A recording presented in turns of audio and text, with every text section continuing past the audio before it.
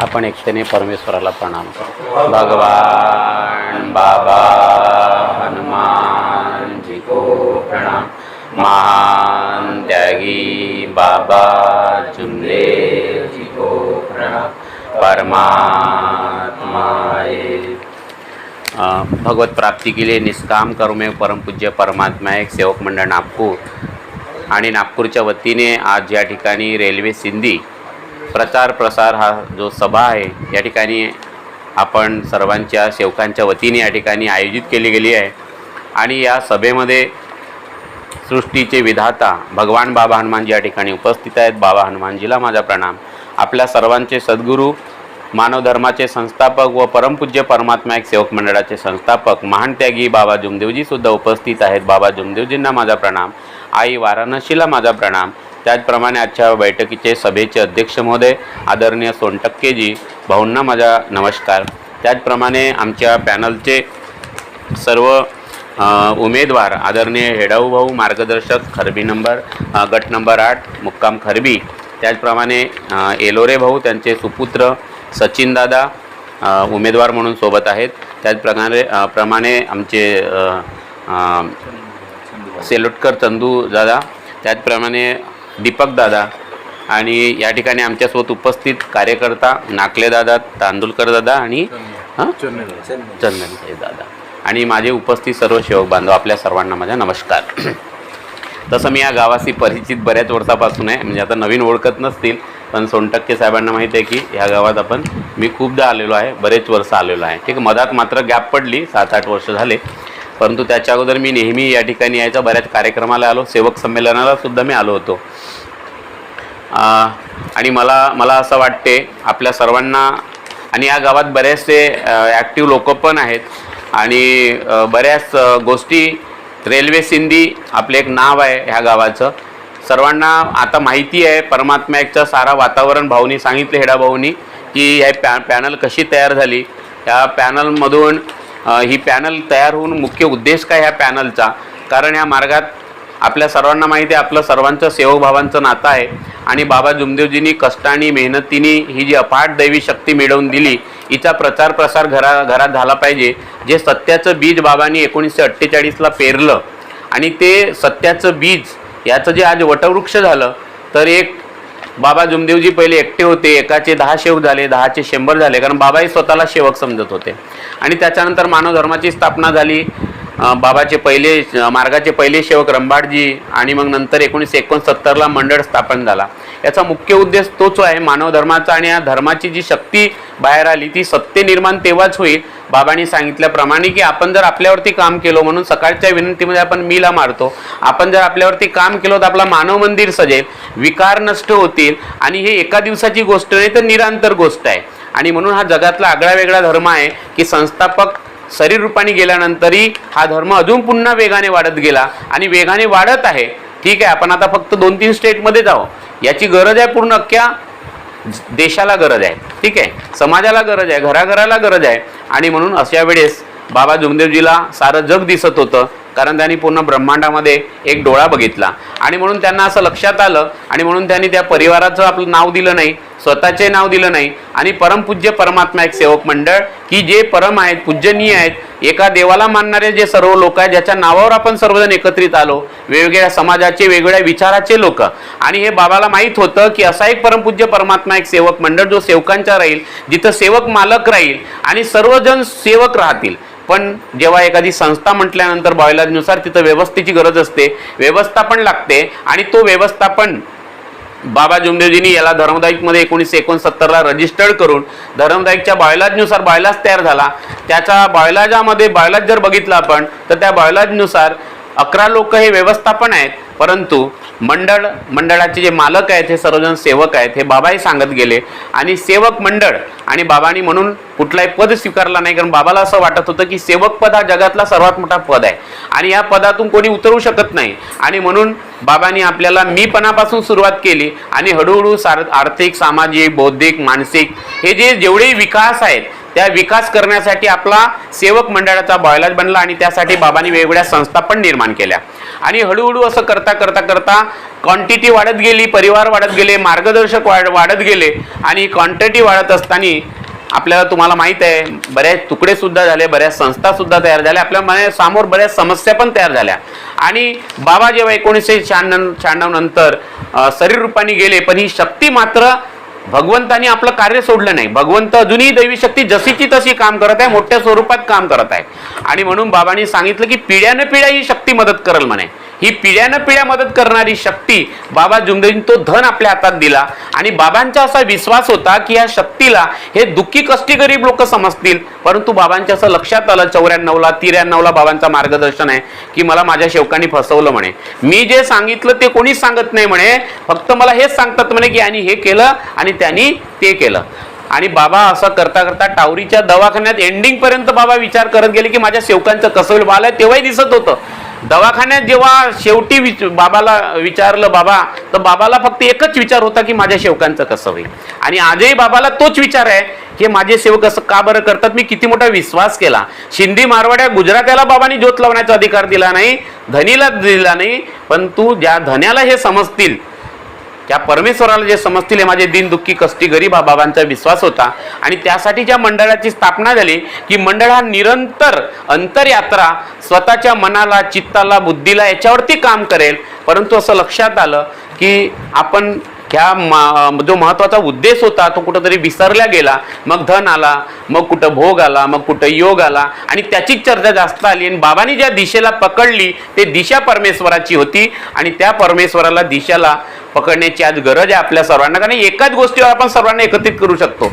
किती काही चर्चा करा, परंतु आज माणूस पदाच्या समोर, धनाच्या समोर देवाला सुद्धा घाबरत नाही. आम्ही आज कितीतरी कार्यक्रमामध्ये बघतोय, देवालाही घाबरत नाही. तो आपण म्हणतो जरूर की बाबा हनुमानजी उपस्थित आहेत है ना, यांना माझा प्रणाम. बाबा जुमदेवजी उपस्थित आहे म्हणतो आपण, फक्त म्हणतो का नाही, पाठांतर केला आपण.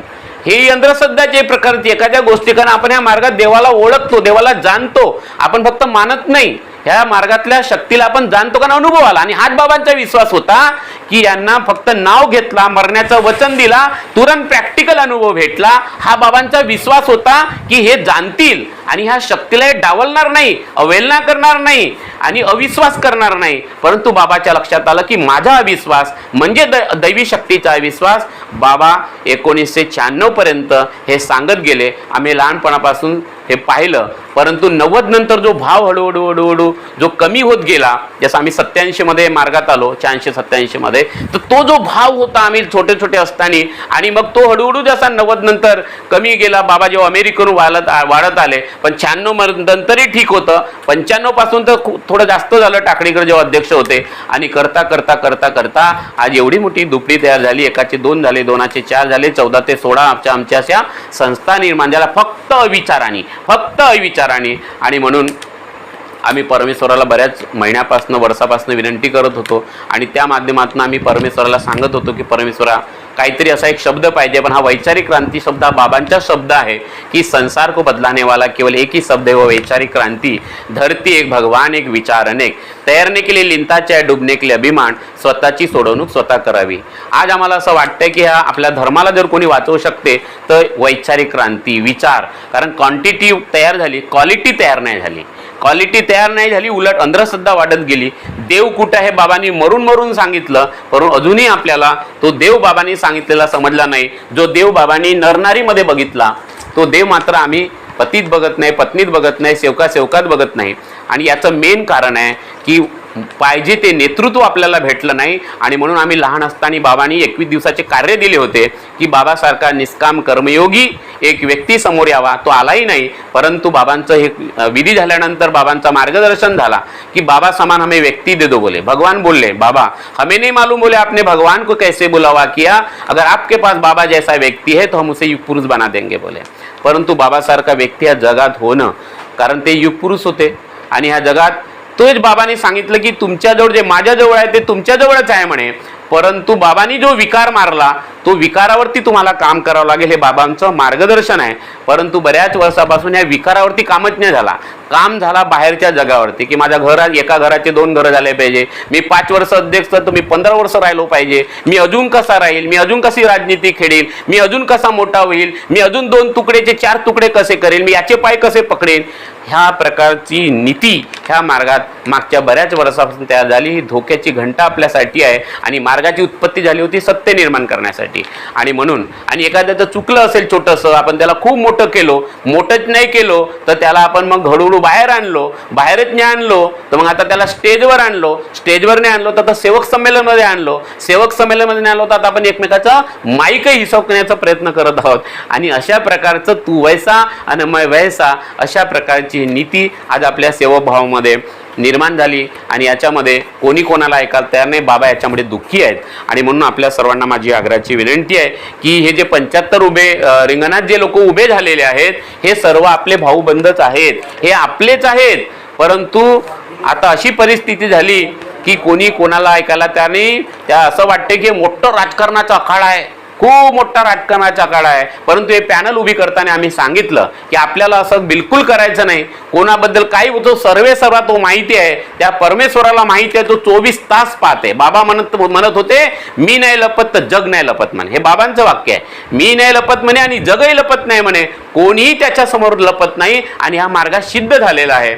आणि म्हणून आज आपल्याला खूप मोठी चिंतनाची गरज आहे, एक चांगल्या नेतृत्वाची गरज आहे. अशा नेतृत्वाची गरज आहे ज्याच्यामध्ये भयंकर नम्रता भरलेली आहे, भयंकर नम्रता भरलेली अशा नेतृत्वांची आपल्याला गरज आहे. आणि तो नेतृत्व म्हणजे 15 लोक, पण 75 लोक बाबांनी दिलं. 5 पॅनलही उभे झाले. आम्ही मागच्या 2 वर्षापासून एक होतील, एक करा, बऱ्याच मिटिंग घेतल्या, बऱ्याच प्लॅनिंग केल्या, आम्ही स्वतः केलं. आज ते किती कोणी काही म्हणत असेल की एकता झाली नाही, पण सर्वांचं म्हणणं सर्वांना आपल्या माणसाला अध्यक्ष बनवायचं आहे, काही लोकांना आपल्या जातीच्या माणसाला समोर आणायचं आहे, काही लोकांनी जातीसाठी माती खाल्लेली आहे, काही लोकांनी कोणाला शब्द दिलेला आहे, काही लोक व्यक्तीच्या मागे धावायला तयार आहेत, काही लोक पदाच्या मागे धावायला तयार आहेत, काही लोकांनी अध्यक्ष पदाला एवढं मोठं बनवून दिलं की त्यांच्यासाठी धर्माची काही लेना देणं नाही, तत्वाशी काही लेना देणं नाही. स्वतःची विचारधारा, स्वतःचं स्वावलंबन जे बाबांनी शिकवलेलं आहे ते स्वावलंबन आपण कुठंतरी विसरलेलं आहे. असं वाटते की आपल्या जवळचा देवच हा कुठं गेला. एवढी सद्बुद्धी बाबांनी आपल्याला दिली, तो त्याग बाबांनी आपल्याला शिकवला. आणि त्या सकाळच्या विनंतीमध्ये जो आपण मी म्हटला होता त्या ब्रह्ममुहूर्तावर, त्या मीचा जन्म ह्या ठिकाणी झालेला आहे पुन्हा असा. आणि ही खूप मोठं संकट आपल्या धर्मासमोर आलेलं आहे. आणि म्हणून हे पॅनल ज्या ठिकाणी तुम्ही लिहिलेलं आहे हे सेवकांनीच बनवलेलं आहे, सेवकांसाठीच बनवलेलं आहे. याच्यामध्ये कोणी राजकारणी माणूस नाही, कुठलाही आजीमाजी नाही. आणि सर्व सेविका कार्यकर्ता यांना सन्मान कसं मिळेल. सेवक पद मोठा आहे, सेवकाला सन्मान पाहिजे. त्या मंडळात गेल्यानंतर तिथं गेल्यानंतर असं हृदय भरून आलं पाहिजे की मी कुठं आलो आहे, हे माझं, मी याचा मालक आहे, हा भाव निर्माण झाला पाहिजे. हा माझा भाव आपल्याला तिथं निर्माण होतो का, आपल्याला प्रश्न विचारावा लागेल. तर तसा वातावरण निर्माण करावं लागेल, तसा चरित्र निर्माण होईल, तसे विचार निर्माण होतील. तर येणाऱ्या पिढीला आपण काय देणार आहोत. तर येणाऱ्या पिढीला जर बाबाच्या स्वप्नातला जर मंडळ द्यायचा असेल, परमपूज्य परमात्मा एक सेवक मंडळ द्यायचा असेल, बाबाच्या स्वप्नातला जर आपल्याला मानव धर्म द्यायचा असेल, तर आपल्या सर्वांना माझी आग्रहाची विनंती आहे की या ठिकाणी वडीलधारी आहे, सोनटक्के भाऊ बऱ्याच वर्षापासून मार्गात आहेत, तुम्ही सर्वजण आहेत, तुम्ही सर्वजण विचारवंत आहेत की हे 75 लोकही आपले आहेत. मला वाटते 2 अपक्ष पण आहेत, असे टोटल 77 असे 77 लोक आहेत. तुम्ही हे 77 लोक परमेश्वराने समोर आणले किंवा हे समोर आले. आता याच्यातलं मालक ठरवेल, मालक तुम्ही आहात. तुम्ही यांची इंटरव्ह्यू घ्या, या 75 लोकांना 77 लोकांना फोन लावा. अरे बाबा तुझा उद्देश काय आहे, तुझा अजेंडा काय आहे, काय तुझी प्लॅनिंग आहे तिथं गेल्यानंतर, की तुला फक्त पदावरच जायचं आहे आणि जबरदस्त बनायचं आहे. तर काय उद्देश असेल, काय प्लॅनिंग आहे, त्याचं काय अजेंडा आहे हे तुम्हाला विचारावं लागेल. काय वचननामा आहे. जसं आता आम्ही आमच्या काही 15 लोकांकडून आम्ही स्टॅम्प पेपरवर लिहून घेतलं, कारण आमच्या असं लक्षात आलं की सेवक मेला नाही, फक्त वचन दिलं, त्याने पाठांतर केलं. कारण नशा चढते. बाबांनी जागृत राहायला सांगितलं आणि मरायला सांगितलं. मरण्याचं वचन, तू भगवंताच्या नावाने मर, तुला त्याची नशा चढली पाहिजे, तुला त्याची दिशा पकडायची आहे आणि त्याच्याच प्रती तुला जागृत राहायचं आहे. हे दोन वाक्य पॅरलल चाललं पाहिजे. आणि म्हणून बाबांनी आपल्याला, परंतु या मार्गात असं लक्षात आलं, काही लोकांना एवढी नशा झाली की 5 वर्ष झाल्यानंतरही तो त्या पदावरच बसायची इच्छा आहे, 10 वर्ष झाल्यानंतरही त्या पदावरच बसायची इच्छा आहे. काही लोकांना तर 20-20 वर्ष झाले तरी उठायला तयार नाही. काही लोकांनी तर मला आश्चर्य वाटते काय याच्यात असं आहे, बरोबर आहे की नाही. आणि त्यांना विचारा तुम्ही केलं काय, उद्देश काय आहे. बाहेर डेव्हलपमेंट तेव्हा अंदरचा डेव्हलपमेंट झाला पाहिजे, कारण आपल्या विचारांची एकता झाली पाहिजे. मी बऱ्याच संस्थांसोबत काम केलं ना, लहानपण माझा जन्म ज्या परमात्म्यामध्ये झाला, लहानपणापासून तडपड केली की एक झाली पाहिजे, एकता झाली पाहिजे. पण ह्या लोकांची अशी इच्छा आहे की एकता म्हणजे काय, तर जमीन एकत्रित करणे म्हणजे एकता. ठीक आहे, माझं असं म्हणणं आहे की विचार एक झाले पाहिजेत. म्हणजे 100% भाऊचे आणि माझे विचार जर एक झाले आणि ते विचार कुठल्या उद्देशाने एक होतील, त्या उद्देशाने जर विचार एक झाले तर मग मला चिंता करायची नाही. 100% भाऊचं घर काय आणि जयदेव धांडेचं घर काय, बरोबर. घर एवढं फक्त यांच्या नावाने राहील, पण मी इथं येऊन त्याच हक्कानी मी इथं येऊन पाणी पिऊ शकतो जर यांचे विचार आणि माझे विचार जर एक असतील तर. ही लढाई आपल्याला समजावं लागेल. आणि म्हणून हा अंतर्मन बाबांनी जी यात्रा शिकवली ती यात्रा आपण विसरलेलो आहोत. याला एकच कारण आहे, जे नेतृत्व, आध्यात्मिक नेतृत्व पाहिजे होतं ते आपल्याला मिळालं नाही. असं नेतृत्व मिळालं जे राजकारणाला शोभा देते, जे राजकीय आहे अशा प्रकारचं नेतृत्व. मागच्या, आता नाही, आपण फक्त एका माणसाला दोषी देऊन नाही, कारण तो माणूस सांगतो मी हे शिकलो मागच्याच लोकांपासून म्हणते, बरोबर आहे की नाही. म्हणजे याचा जन्म आज नाही झालेला आहे, याचा जन्म हा बाबा असतानाच झालेला आहे आणि हे परावर्तित झालं, याचं वटवृक्ष झालं. जसं बाबांनी बीज 48ला लावलं आणि यात 15 ते 20 लाख परिवार झाले. पण याची सुरुवात तुम्ही असा ना का समजू की आज झाले म्हणून, याची सुरुवात 1948ला झाली. तसंच या अविचाराची पण जे सुरुवात आहे हे 90 नंतरच झाली आणि हा मोठ्या स्वरूपात आला. कारण चांगले लोक समोर आले नाही, चांगल्या लोकांना येऊ दिलं गेलं नाही, चांगल्या लोकांना बदनाम करण्यात आला, चांगल्या लोकांना दाबण्यात येते आणि अशा प्रकारे राजकारणी माणूस आपली राजनीती करते. श्याम दाम दंड भेद त्याच्याकडे पूर्ण शस्त्र असते. तो मेला काय न वचन दिलं काय, तो देवाचा बाप बनते. आणि म्हणून ह्या नवीन पिढीला जर बाबाच्या स्वप्नातला मंडळ आणि बाबाच्या स्वप्नातला धर्म जर द्यायचा असेल तर आज आपल्या सर्वांना हे 15 लोकांनी तुम्ही सर्वजण, मला वाटते तुमच्या वर्धा जिल्ह्यामध्ये जवळपास 750 मतदान आहे. किती? 750 मतदान आहे. माझ्याकडे लिस्ट आहे, तुम्हाला पाहिजे असेल तर मी मोबाईलवरून डायरेक्ट देऊन देतो तुम्हाला. आहे 750 लोकांची, जवळपास वर्धा जिल्ह्यामध्ये 750 लोकांची लिस्ट आहे. ती तुम्हाला मी ॲप्स, आमच्याकडे एक ॲप्स आहे, मी त्याच्यातून तुम्हाला काढून लगेच देतो एका सेकंदामध्ये. परंतु ह्या लोकांना जागृत करा, अवेअर करा, उठा. तुम्ही या मंडळाचे मालक आहे. त्यांना असं वाटते, आणि आताचीच गोष्ट आहे, 2013ला मी एका गावी गेलो होतो चिमूरला. मी सत्यपरिस्थिती सांगतो, रात्रीच्या 2 वाजेपर्यंत त्या दिवशी आम्हाला रात्र उपस्थित राहावं लागलं. त्या मार्गदर्शकाला, आम्ही त्याला म्हणत होतो की मंडळ म्हणजे काय. आम्ही त्याला विचारलं तुम्ही सांगा, तुम्ही मार्गदर्शक आहेत. तो एकच म्हणत होता, वाघ म्हणजे मंडळ, मंडळ म्हणजे वाघ, वाघ म्हणजे मंडळ. अरे बाबा नाही, मंडळ म्हणजे कोण, तर सर्व सेवक, परमपूज्य परमात्म्याचे सर्व सेवक म्हणजे मंडळ. सर्व सेवक कुठले राहू द्या, गावातला, खेड्यातले, नाळातले, कुठले, सर्व सेवक म्हणजे मंडळ.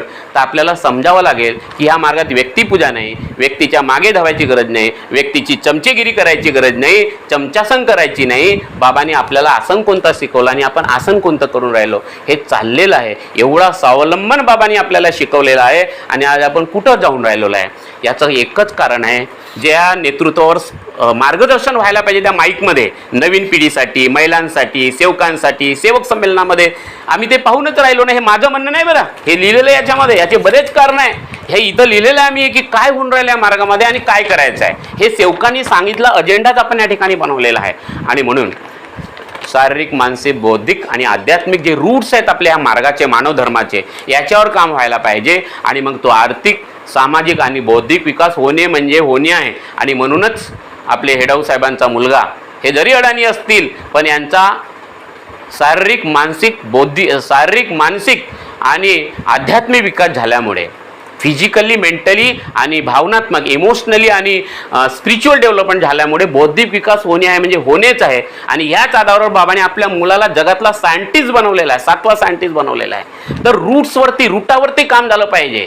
आज आपण शेतकरी जसा आहे तो फवारण्या मारते मनमानी उत्पादन व्हायसाठी, पण त्याची जमीन त्याची माती मरते, ते माती मरते म्हणून एवढ्या बिमाऱ्या तयार झाल्या. आपल्याला काम मातीवर करायचं आहे आणि ह्या मार्गाची माती म्हणजे तत्वशब्द नियम आहे आणि त्या तत्वशिबिराचा रूट्स आहे वैचारिक क्रांती. त्याचं रूट जे आहे शारीरिक मानसिक बौद्धिक आणि याच्यावर आपण या तत्वशब्द नियमाचा उपयोग कसा करू, आपण या नवीन पिढीला कसं परिचय करून देऊ दैवी शक्ती. तिथं जागृत आहे, पण आपण जागृत आहोत का? आपण जागृत जसं धनासाठी आहोत, आपण जागृत जसं माझ्या एकाच घराचे 2 घरं झालं पाहिजे, मी याला लंबाच करून दाखवीन, याला तर का समजतो मी, ज्या अहंकाराने आम्ही जगतो तसंच ह्या रूट्ससाठी जगतो आहे का? फ्रूट्ससाठी जसं जगतो तसं रूट्ससाठी जगतो का? जळावरती काम करणं हे मानवधर्माची गरज आहे.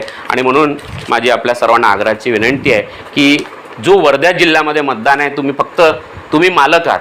तुम्ही वर्धा जिल्ह्यात जिथं जिथं तुमचे परिचित लोक आहेत तुम्ही अवेअर करा, त्यांना सांगा बापुरे आपल्यासमोर 75 लोक उभे आहेत आणि आपण ह्या मंडळाचे आपण मालक आहोत, आपण मालक आहोत. हे दिवस आहेत 8 दिवस. नौकर कसा पाहिजे, सेवाधारी नौकर. तिथं जर आज नाही ठरवला तर पुन्हा 5 वर्ष मग अजून जैसे ते वैसे, मग तेच बैठक बघावं लागेल, तू मे तोच सेवक संमेलन बघावं लागेल जो आम्ही खरबीत बघितला, जो आम्ही कापसीमध्ये बघितला, जो आम्ही बऱ्याच ठिकाणी बघतो. तोच सेवक संमेलन जिथं गरिबांचा पैसा लागतो, 10-10 लाख रुपये खर्च होते आणि भेटते काय तर आम्ही न केला का, बाहेर काय. आम्हाला पाहिजे की अंदर काय बदल होऊन राहिला, आत्मा काय परिवर्तन होऊन राहिला, आमच्या विचारात काय बदल होऊन राहिला. आम्हाला हॉस्पिटलची गरज आहे, आम्हाला टेक्नॉलॉजीची गरज आहे, आम्हाला किती साऱ्या गोष्टी करू शकतो. एक बाबा आपल्या विचारावर एवढ्या संस्था तयार करू शकते. आम्ही उलट त्या संस्थांना बंद केले आणि बाबा जुमदेवजींनी जे स्वप्न पाहिलं, आज एवढे सेवक होते, एवढे सेवक आहेत, हजारो वाढून चालले. आम्ही काय करू राहिलो, आमचं एक हॉस्पिटल नाही, आमचं एक कॉलेज नाही, याच्यावर कधी चर्चा नाही, याच्यावर कधी चिंतन नाही, आमच्या कधी TV चॅनल नाही, आमच्या कुठे यूट्यूब चॅनल नाही, यूट्यूब चॅनल सुद्धा नाही. किती सारी आवक निर्माण होऊ शकते मंडळाला, खूप मोठी क्रांती होऊ शकते. बऱ्याच गोष्टी गडबड करून ठेवलेल्या आहेत ज्याच्यावरती कारण चर्चाच होत नाही. अधिकारी काय करतो, पदाधिकारी काय करतो, कुठल्याही प्रकारचं सिस्टम नाही, कुठं काही नाही. सेवक बिचारा गेला तो कुठेही बसतो, त्याचा आदर नाही, त्याचा सत्कार नाही, त्याचा मान नाही, मार्गदर्शकाचा सन्मान नाही, काही बोलल्या जाते. जो आधार या मार्गाचा आहे, जो खरा कार्य मार्गदर्शक करतो, बऱ्याच गोष्टी ज्या विखुरलेल्या आहेत ते नेतृत्व मंडळाला भेटणं ही काळाची गरज आहे. तुम्ही एकांतात राहा. हे 8 दिवस तुमच्यासाठी आहेत, कारण दिवस जास्त नाही आहेत, आम्हाला भरपूर फिरायचं आहे आणि तुम्हाला फिरायचं आहे, कारण नौकर सेवाधारी नौकर तुम्हाला सिलेक्ट करायचे आहे, पण ते फील झालं पाहिजे ह्या मंडळाचा मालक मी आहे. आणि याचं जे पॉवर आहे पदाचे कमी करायचे आपल्याला, एवढं पॉवर वाढवून दिलं आपलं पदाला. कोणाला साहेब बनवलं, कोणाला अध्यक्ष बनवलं, कोणाला बाबूजी बनवलं, कोणाला काकाजी बनवलं आणि बाबांनी बनवलं सेवक भाऊ. बाबा म्हणते मी भगवंताचा सेवक. तर हे जे रिश्तेदारी आहे हे कमी करून आपल्या सर्वांना मी आग्रहाची विनंती करतो का आपण सर्वांनी चिंतन करावं, मंथन करावं.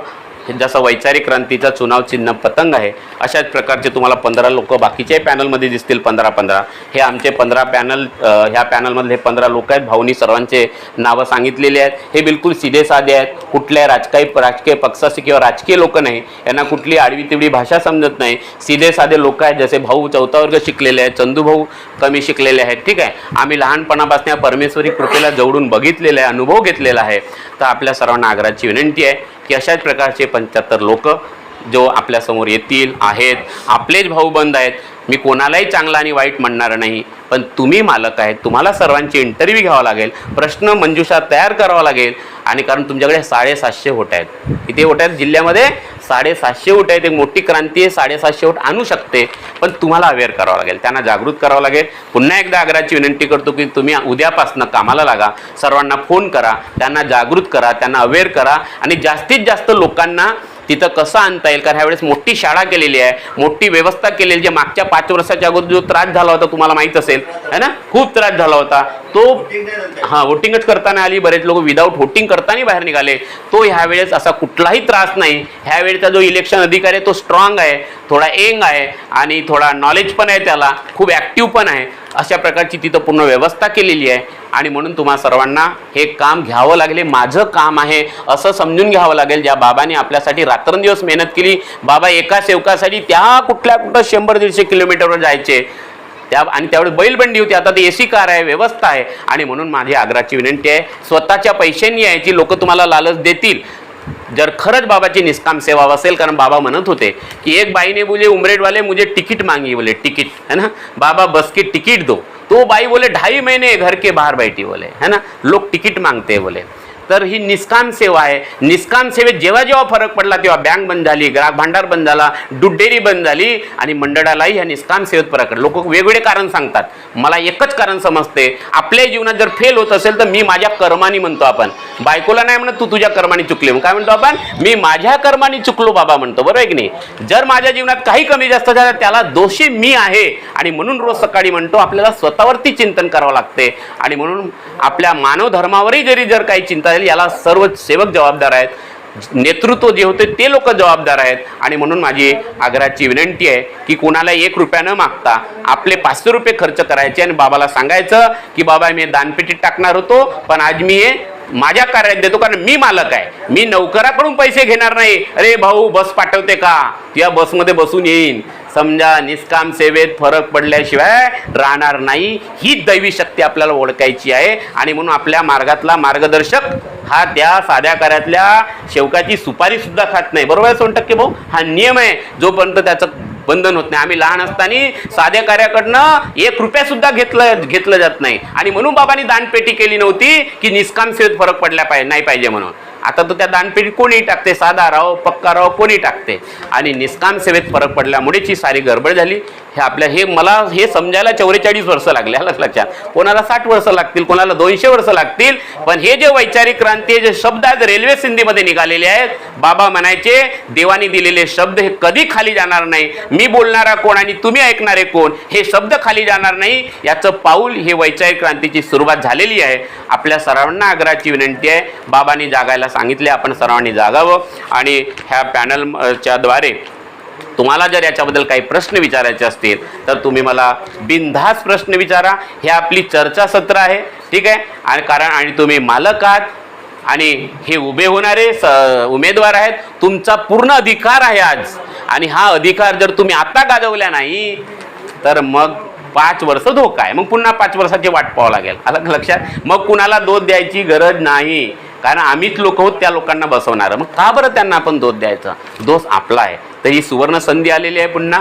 तर आपल्या सर्वांना आग्रहाची विनंती आहे, तुमचे जर काही प्रश्न असतील बिनधास्त विचारा, तुम्ही बिनधास्त विचारा. बऱ्याच अजेंडा आम्ही आतमध्ये लिहिलेला आहे, पण अजून जर तुमच्या मनात जर काही प्रश्न असतील तर मला तुम्ही बिनधास्त विचारू शकता. याच ठिकाणी मी माझ्या वाणीला विराम देतो. धन्यवाद, नमस्कार.